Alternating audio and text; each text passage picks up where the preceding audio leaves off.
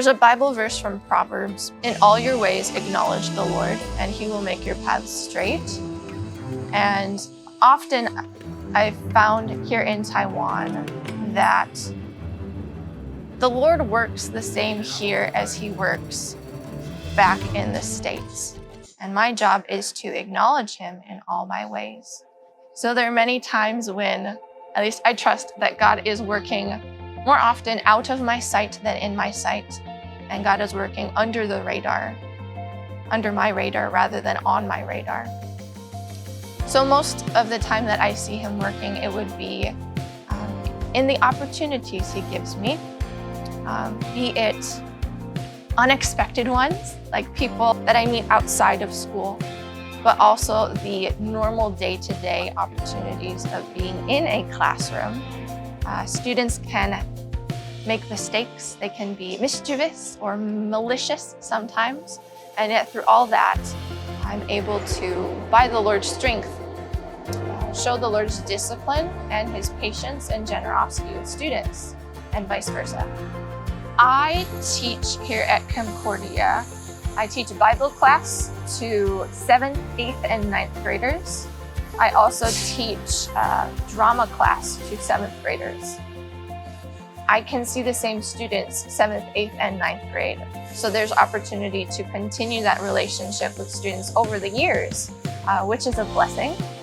I would say we share the gospel with the students in word and in deed.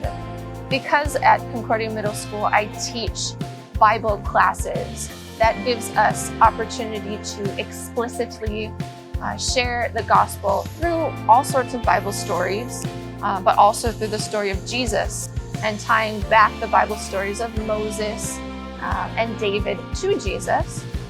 But also we get to share the gospel in our deeds, and at least in my classroom, in the way that I interact with students and with staff members, whether I'm gracious and forgiving.